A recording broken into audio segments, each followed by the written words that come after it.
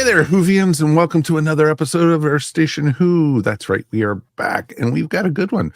We are doing, for the first time on this podcast, we're doing a review of a comic. That's right, we are looking at Once Upon a Time Lord by Dan Slott, Christopher Jones, Matthew Dow Smith, and Mike Collins. And for those on video, I'm holding up the book right now, so each one of us have the same one, so that's pretty awesome. So there is a alternate cover. I think it's the second printing with who did you say was the cover, Mikey? Adam Hughes did the it wasn't the second printing, but they did a release for direct markets for comic shops, and that was Adam Hughes did the cover for that. Right, because it's really gorgeous cover. Oh yeah, it's gorgeous. It's with the Doctor and Martha, and it's really, and they're both doing their little heart. Aww. Exactly. It's really cute. It's a great cover. So, and it's gonna be fun to talk about this one. And you know, we've wanted to talk about different Doctor Who comics over the years, and finally we're doing it. So this is what we get, folks, when we have a lot of time. A lot of time.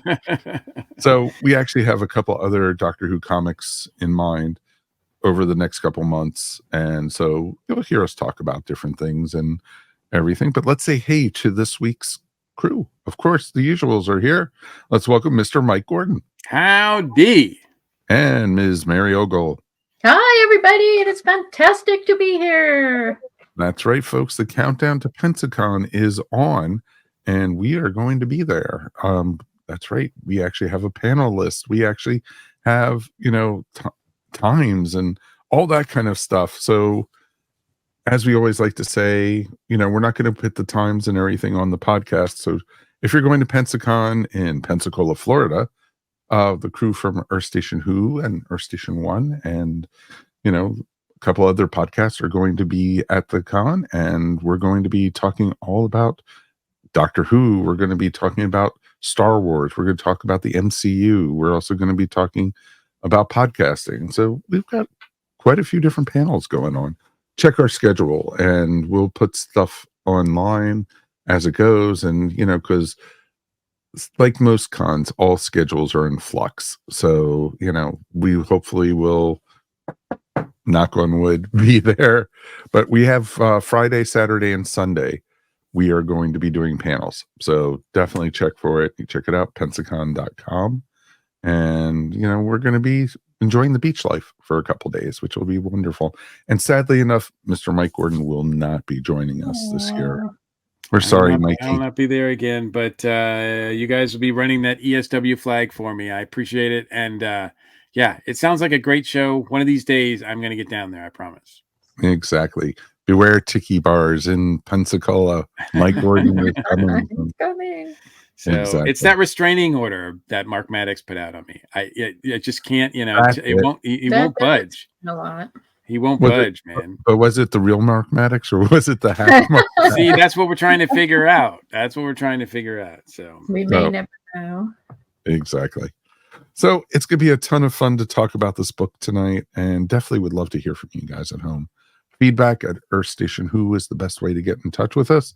Of course, thank you to all our folks who are listening at home, or they're, you know, on any of your media players or on YouTube. That's right, folks. We've got a great YouTube channel, so you can check us out and, you know, like and subscribe, as we always like to say.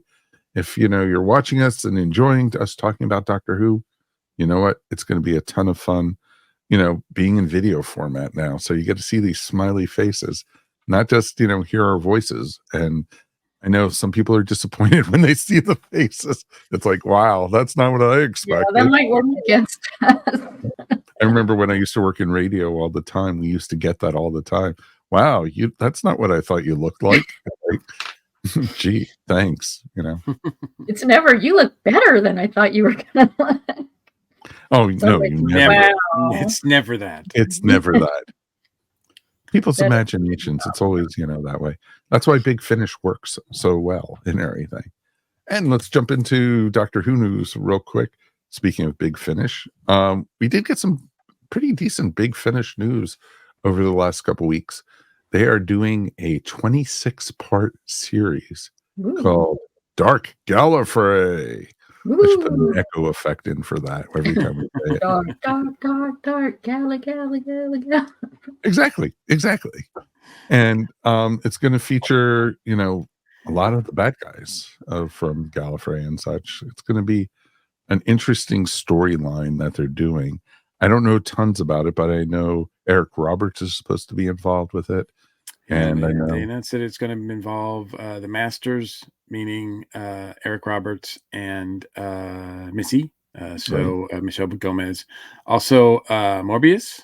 Which one? Yeah, right. Mobius. Is I think one of the brain characters. the brain of Mobius, and Morbius is the vampire. So. Yes, that's right. Thank you. Yeah. And I can't remember the name of there's another baddie that's involved too. Is the monk involved? Not that I saw. That would make sense.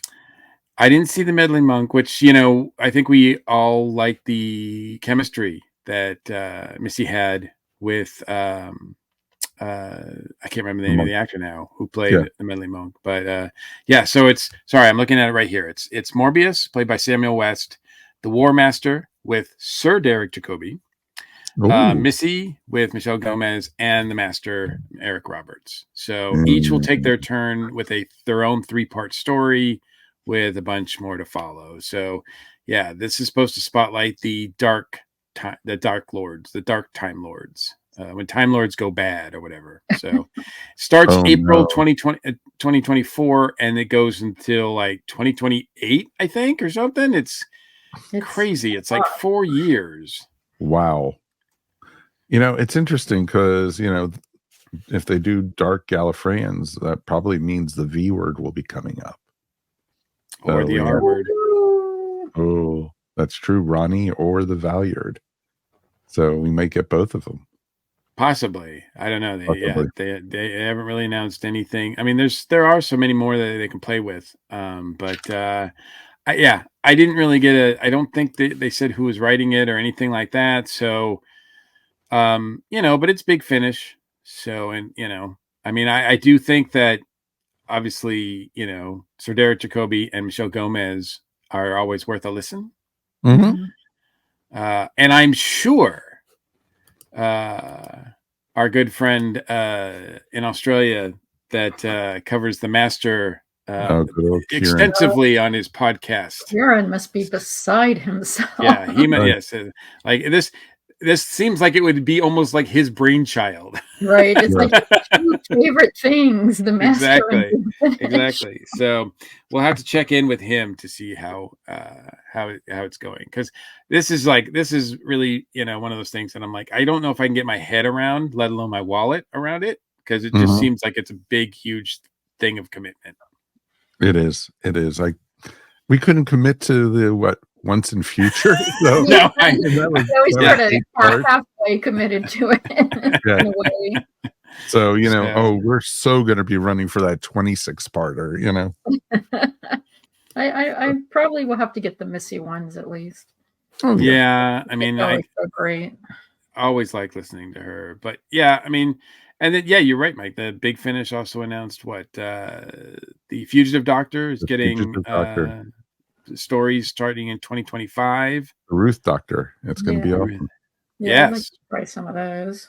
Mm-hmm. Yeah, definitely, absolutely. And that'll be interesting, because I would love to see what kind of Bible, if you will, that they're allowed to pull from. Like, what we really don't know much about where she fits in and how she fits in and all that sort of thing. So I wonder how Big Finish is going to use her with that sort of limitation. We've already seen a comic, since we're talking about comics today.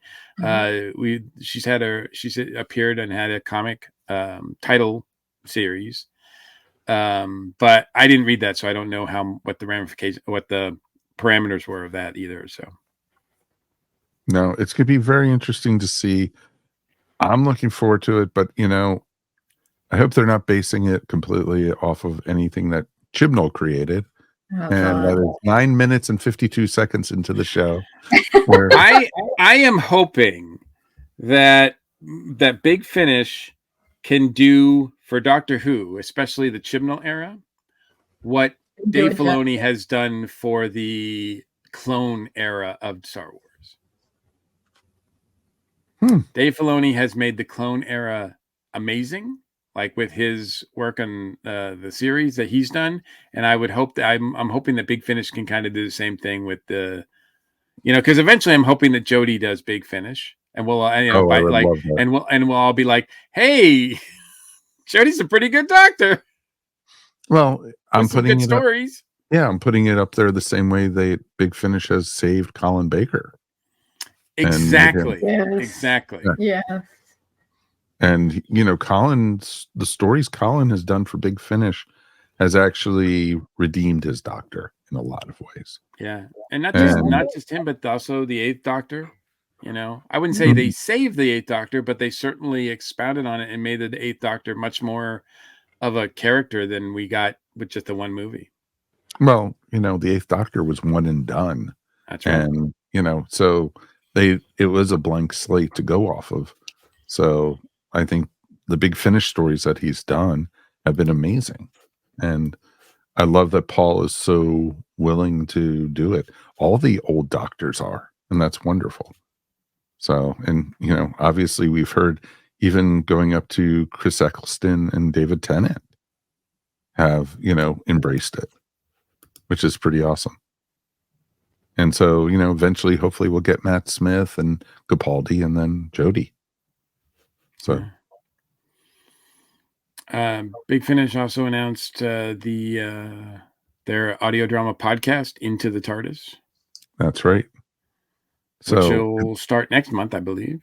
It will be another Doctor Who podcast for us to compete against. So there's no competition. Trust me, folks. They're going to blow us out of the water. Hey, I'm realistic here, folks. I really am. So I don't know. I mean, it stars their first adventure I think they're just airing like past adventures that they had, right? I mean, or like, yes. And they're just doing like parts of them so that people have to buy the rest of them. I mean, they're kind of like, dealers, right? Marketing tool.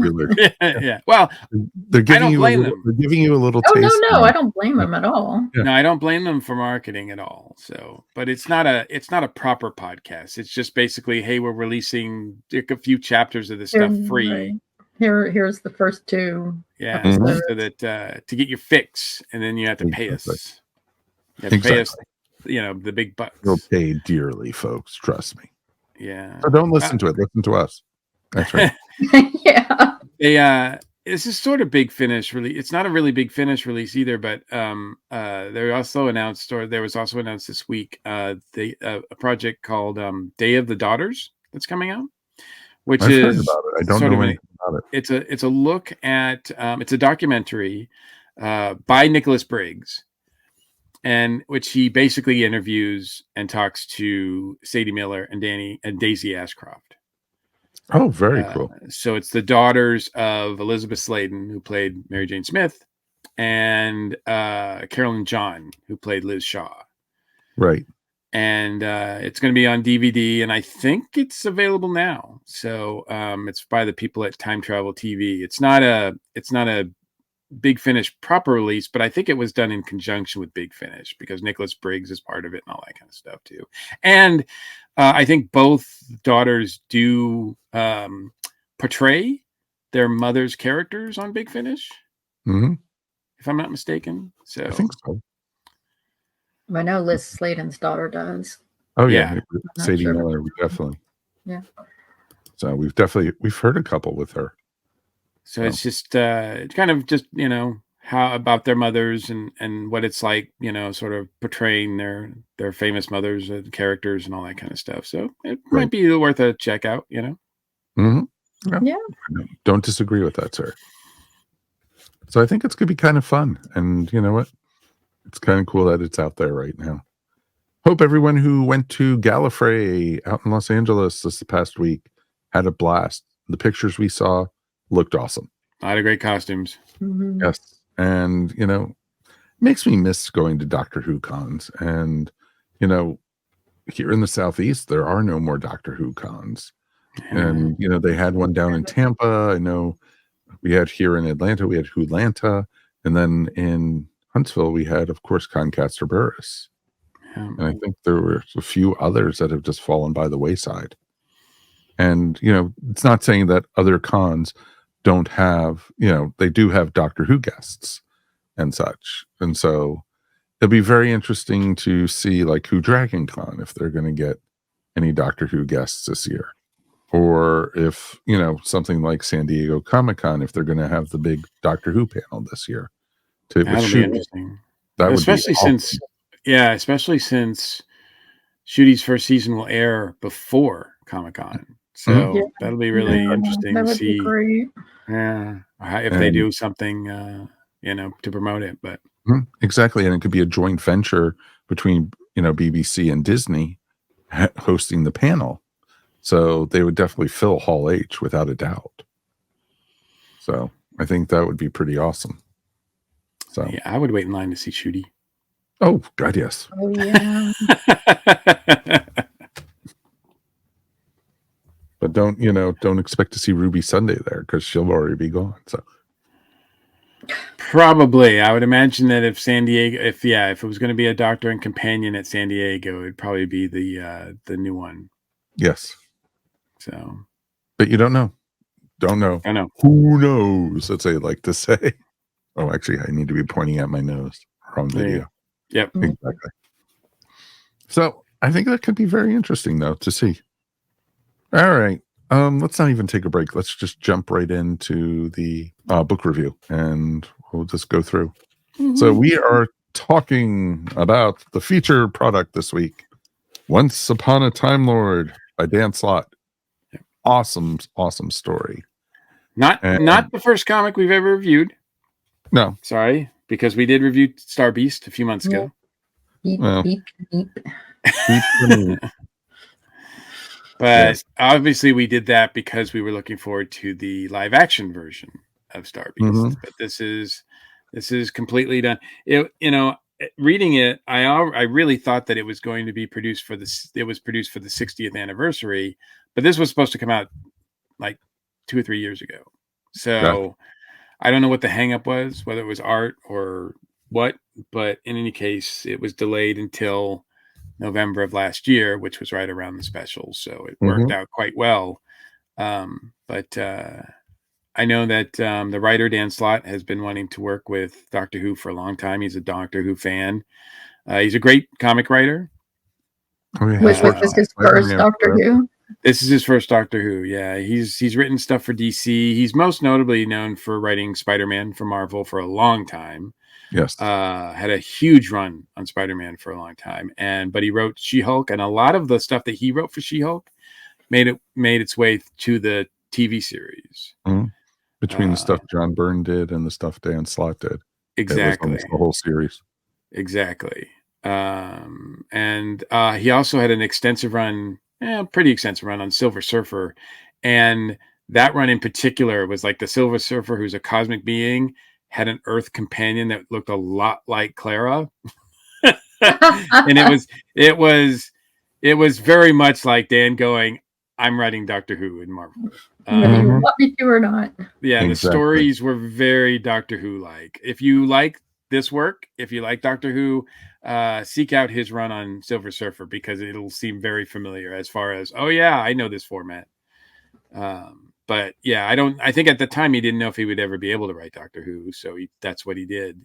He did the Silver Surfer run, and then he got the call, I guess, made it, So, and my understanding is this is the first of a few. Oh, really? There will be a few more of these. I hope there are, because it was an enjoyable story. It was very, sometimes when you read a Doctor Who story in the comics, sometimes it jumps around or it doesn't seem like the characters. This does completely. It fits it. And it's interesting how they chose Martha as the storyteller for this. And because, the whole last Martha story, and that when she was a regular companion, she was going around the world telling everybody about the Doctor. So this fit perfectly into that. and everything. And it was interesting too because you had these brand new well, they're not even really bad guys. They're just aliens who, They who are. like Yeah, they're bad guys. They're fanboys. I mean, yeah, they're pretty. They are. I mean, Not in a good way. we're talking spoilers yeah. here, but they are obnoxious fanboys, is what they are. Yeah, that's true. And they're called the Pyromyths. Yeah. It's just Yeah, like, it's a very Doctor Who name. oh, very much so. And we get, it was interesting too, because during the tales, we revisit both old series and new series baddies in this, which is kind of interesting. Mm-hmm. Yeah, And I mean, that's why I thought it was done for the 60th anniversary, because it seems to incorporate a lot of, like, things from the whole franchise. I mean, the first 2 pages, I love the first 2 pages.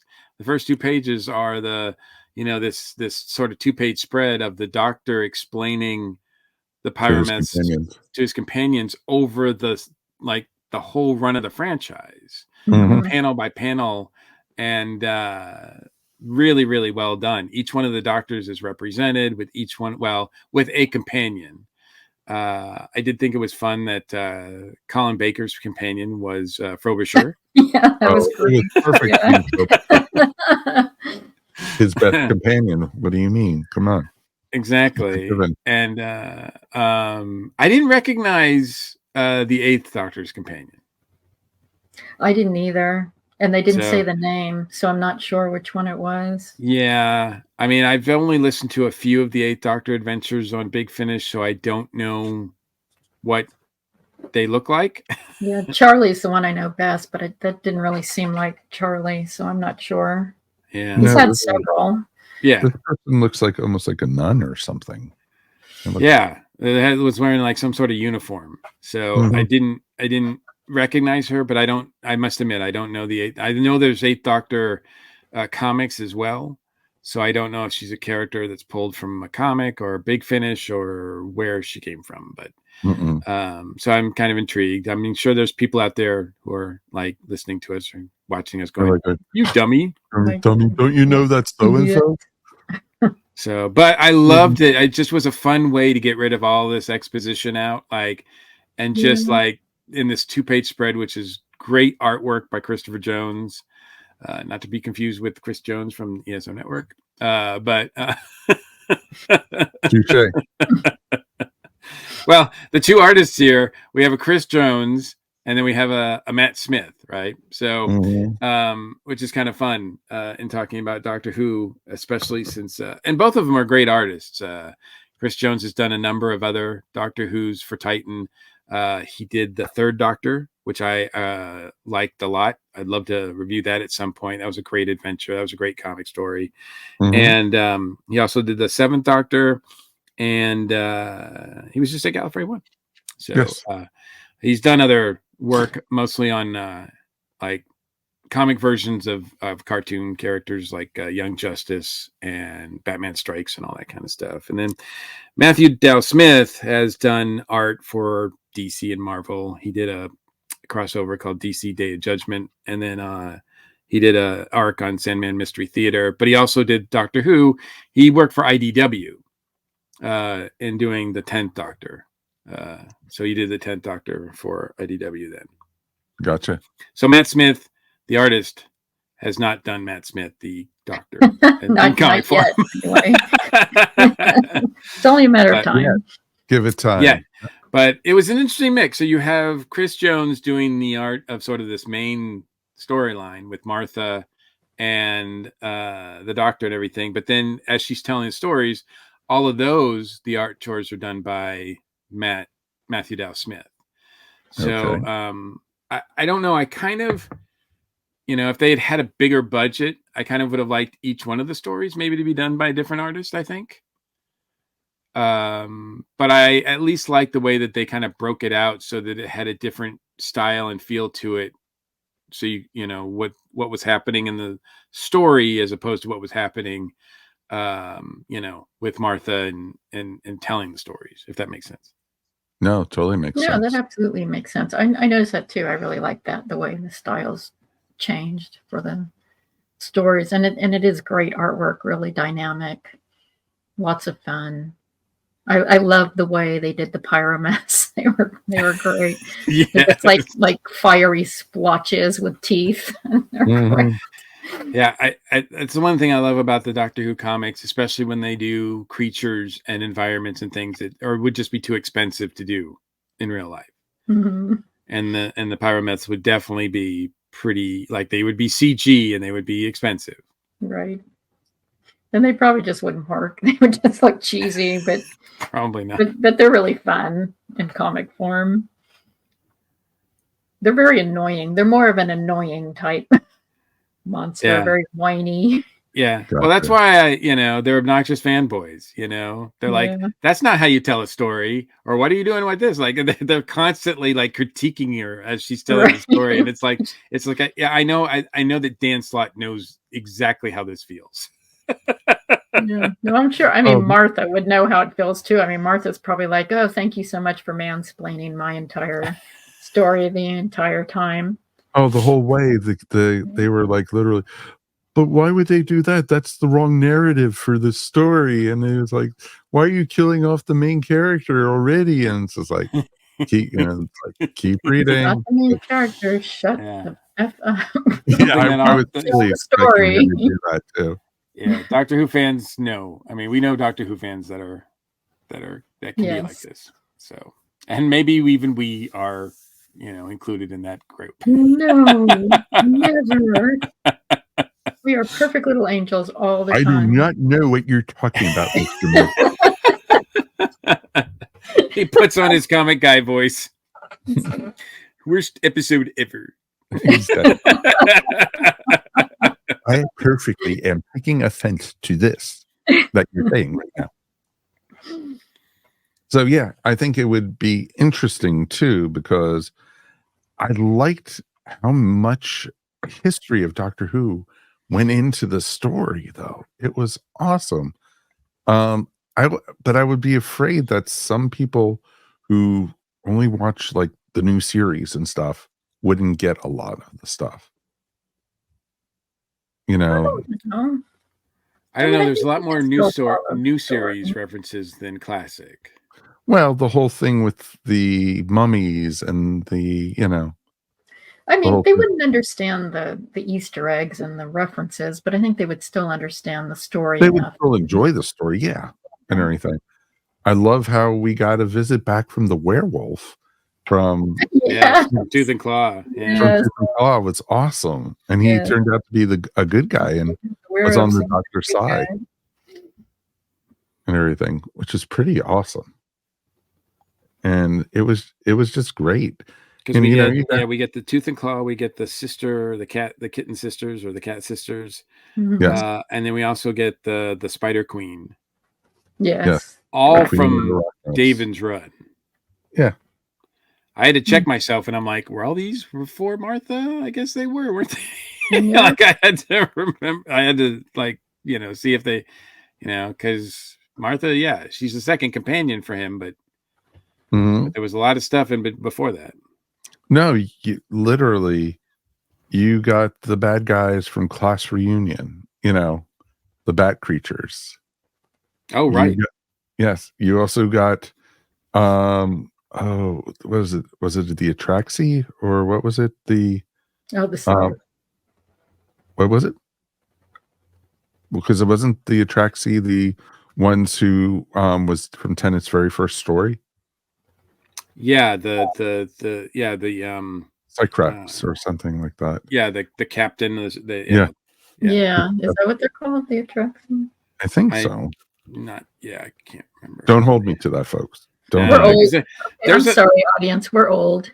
yeah, and there's a lot of references here. Some of them are only passing references. Some of them are only in the Yeah. Ood are in here.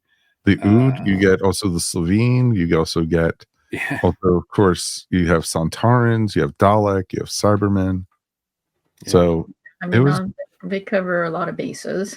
Yep. oh, they totally do. And it's just like, and those are all, basically bad guys the Doctor has oft and everything. And it's like on the cover they had Ice Warriors and also Yeti, but I don't remember reading them in the story, but I'm sure Yeah. they were in there too. Sure, they're in there. Maybe they were just in the background somewhere. They're just off page. Off Yeah, page. Just right. really, yeah. They're right there. They're just They're a right there. bit. Mhm. But I love how they even have like the Stargate from Pyramids of Mars in there and everything. And it was just Yeah, the Pyramids of Mars references. I mean, Dan was definitely tapping into some like, oh yeah, those are my favorite stories too. Mhm. Yeah, I was really happy to see the Pyramid of Mars reference. I thought, yes, that Mhm. was a perfect Exactly. place to put that. Oh, And you even got Nazis, which was even better. you got like you got Right. archaeology in the Nazis. It's like you pull from Raiders of the Lost Ark a little bit, you know. Like that's pretty cool too. Mhm. It wasn't so bad. It was a good story, and I love how it basically the doctor was feeding all this to Martha through her phone, so she would know the story. Yeah, that was kind of like that. I was almost disappointed to find out. Like Yeah, because it kind of took away from her agency a bit. exactly, For that to exactly. happen, which was But a then, problem with Martha. But then I was kind of like, this is an early Martha adventure. She hasn't been with the doctor long that we're to guess. I mean, so I mean, she's still wearing that outfit that she's wearing in the first, early in that first season of hers. So I with did the think when red I was watching, I'm like, man, she's being pretty cool, calm, and collected about being like separated from the doctor and sort of kidnapped this way. So yeah, so it made sense that she had her phone and that she was doing this, but it doesn't really take a lot away from her because I was kind of like, how does she know all this stuff about the doctor? And she still has to kind of act it Right. out. And I mean, it's not Yes. like she doesn't have to put any skill into the telling for them not to guess what's going on. Right. agree with that completely. Yeah. And you know what, folks? It's a fun story and it's an easy read. It's very quick. It's a good read.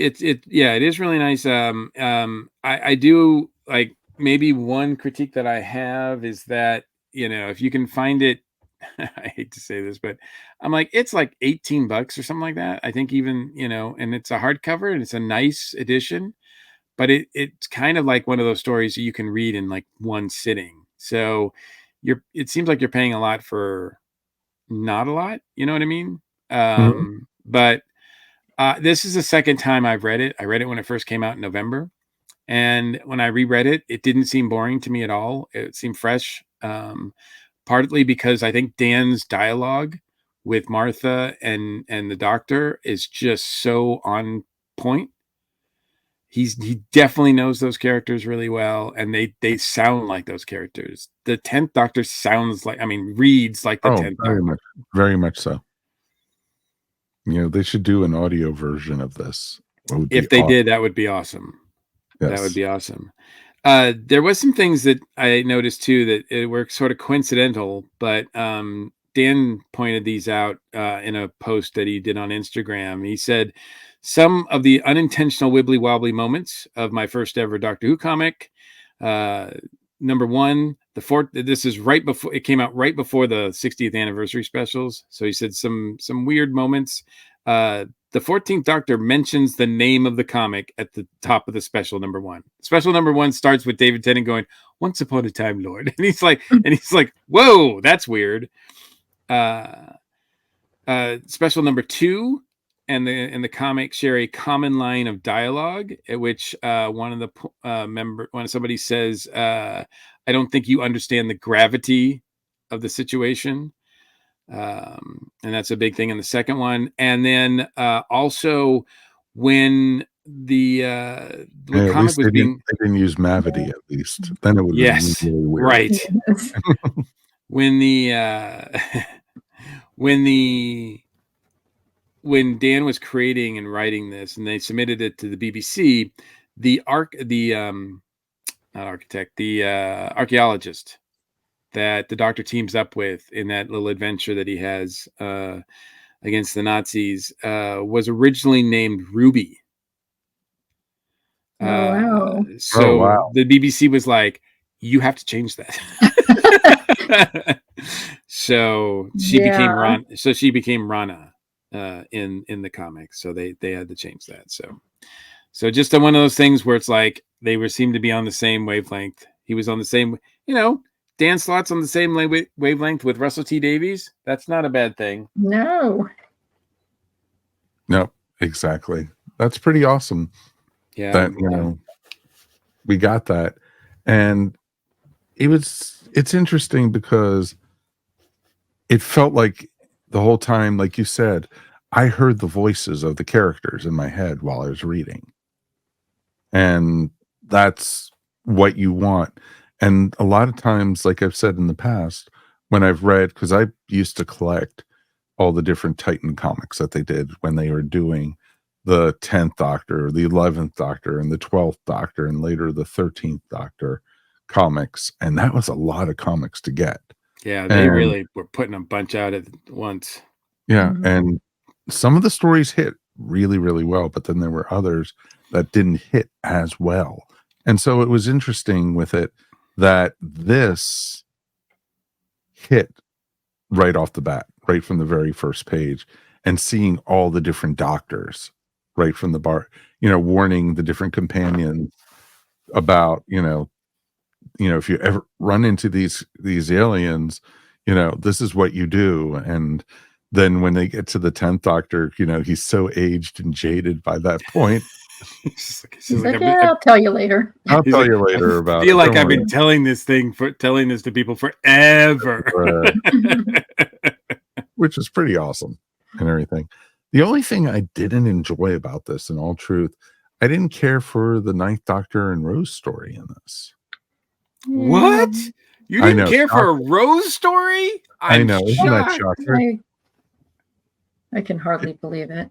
I know, isn't it shocking? I mean, I to think, me, that was just kind of a minor little fun filler story. It yeah, wasn't. it was just like, it was just like, by the time, I because mean, it was like I one loved of the first those story, but by one the note, time they one got to the joke other one, stories. oh yeah, exactly. Yeah, I mean, it was sort of like, yeah, it was Dan playing around with the whole TARDIS translation thing, and really, I think the thing I like about that kind of connects both of these in a way, these stories together in this collection, is that the first story is all about stories and storytelling and the power of stories. And the second one is about the power of words. And I just think that's just really cool in a comic to have both those sort of things that are sort of related, and yet, connected in that way. I just I like that the way that was portrayed here. No, totally agree with that. I don't disagree. And I liked both stories were entertaining, I will say that. But it was just like the whole thing with the whole the TARDIS translator circuit going and them not being able to understand each other and everything. It was just like, okay, yeah, I'm over it. Well, Yeah, well, it's it is it's one joke, and Yeah, it wears over even and even even in over. the short little story, it starts to wear on you. Sure. and it also is another thing that kind of wears on us too, is, it's the Doctor and Rose. I don't want to say flirting, That but they're wears me all the bantering. time. They're bantering back and forth, cutesy, Yeah, like little he's it's like almost more like the 10th Doctor than the Ninth Yeah, Doctor. exactly I'm what I not was sure he thinking. got the right personality for the Ninth Doctor. that could Yeah. be right. You could be right about that. And actually, because the interaction between Rose and the Ninth Doctor was not like that at all. No, I recently joined the Watchathon Wrestling podcast, and we talked about we reviewed New Earth, Mhm. Mhm. and that was the first, David and Rose story proper, and it struck me as odd, and just amazing, like how weird it is, because they are so flirty right from the get-go in that episode, and they're so cutesy together, and it is kind of off-putting, to be honest with you. It's just kind of like, whoa, I don't remember this, before. They're just giggling at each other all the time and snickering at each other when there's massive threats or whatever who's around, and it is really off-putting. And that, you're right, that is carried over, I think, into the story that Dan wrote, that second one. Mm-hmm. Exactly. So, overall, I do recommend that people read this. Yes, absolutely. Yeah, absolutely.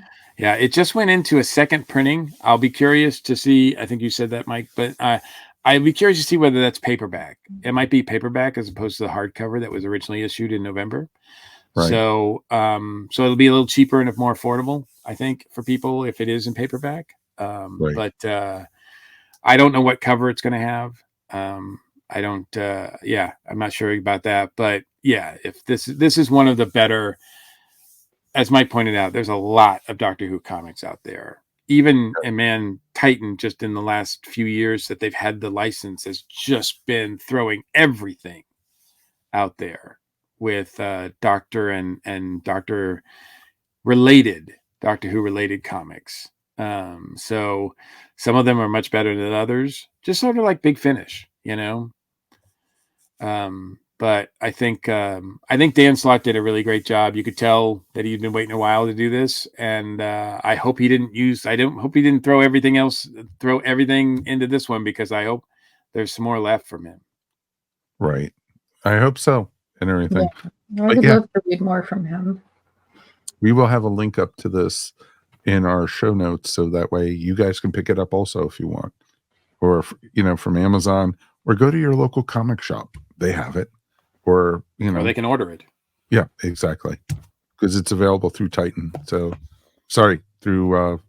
Diamond and Titan Diamond. But yeah, it's available through Diamond Comics. So your most comic shops can definitely order it for you and everything. Definitely worth checking out. So I think this is going to be a short one for us tonight. We all give it thumbs up, so it's not even worth giving it 1 out of whatever TARDIS is. So thumbs up for me. There's just 2 thumbs. Everybody has thumbs up, so it's cool. All right, I did a little research, and I did get us.